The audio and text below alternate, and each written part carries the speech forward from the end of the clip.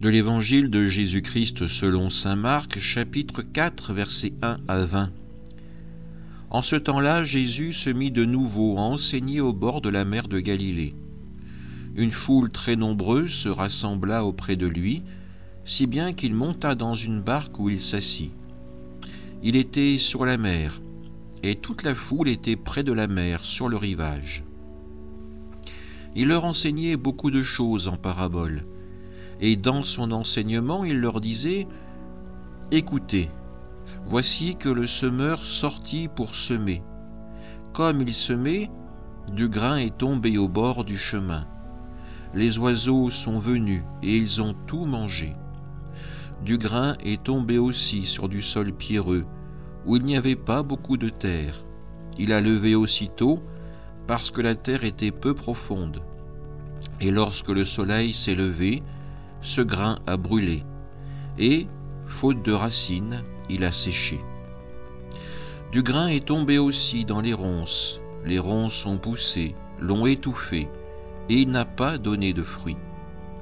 Mais d'autres grains sont tombés dans la bonne terre, ils ont donné du fruit en poussant et en se développant, et ils ont produit 30, 60, 100 pour un. Et Jésus disait, celui qui a des oreilles pour entendre, qu'il entende. Quand il resta seul, ceux qui étaient autour de lui avec les 12 l'interrogeaient sur les paraboles. Il leur disait, c'est à vous qu'est donné le mystère du royaume de Dieu, mais à ceux qui sont dehors, tout se présente sous forme de paraboles. Et ainsi, comme dit le prophète, ils auront beau regarder de tous leurs yeux, ils ne verront pas. Ils auront beau écouter de toutes leurs oreilles, ils ne comprendront pas. Sinon, ils se convertiraient et recevraient le pardon. Il leur dit encore, « Vous ne saisissez pas cette parabole? Alors comment comprendrez-vous toutes les paraboles? Le semeur sème la parole. Il y a ceux qui sont au bord du chemin, où la parole est semée. Quand ils l'entendent, Satan vient aussitôt et enlève la parole semée en eux.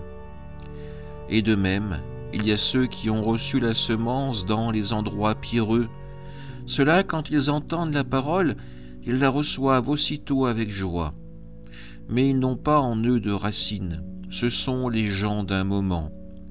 Que vienne la détresse ou la persécution à cause de la parole, ils trébuchent aussitôt. Et il y en a d'autres qui ont reçu la semence dans les ronces. Ceux-ci entendent la parole, mais les soucis du monde, la séduction de la richesse et toutes les autres convoitises les envahissent et étouffent la parole qui ne donne pas de fruits.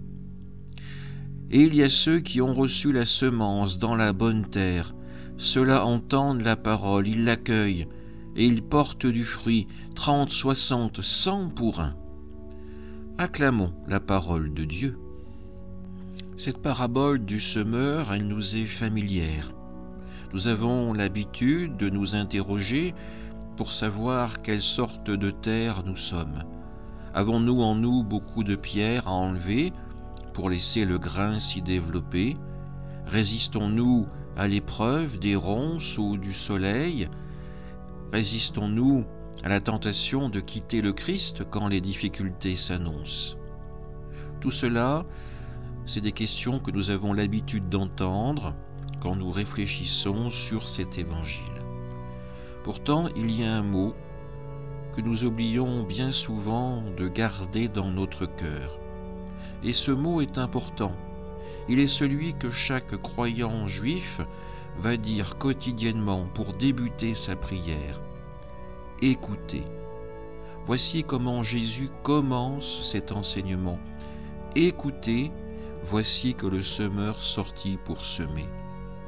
Jésus nous demande de mettre notre cœur, de mettre notre intelligence, de mettre notre amour à l'écoute, de prendre le temps d'être dans un véritable accueil de sa parole, ne pas l'écouter d'une oreille distraite en pensant à autre chose, mais d'être vraiment disponible pour la parole de Dieu.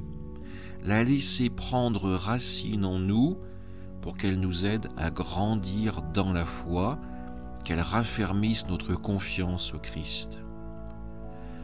N'oublions jamais, dans notre prière, de commencer par nous mettre à l'écoute de Dieu pour que la graine de la foi que nous avons reçue puisse grandir et porter du fruit.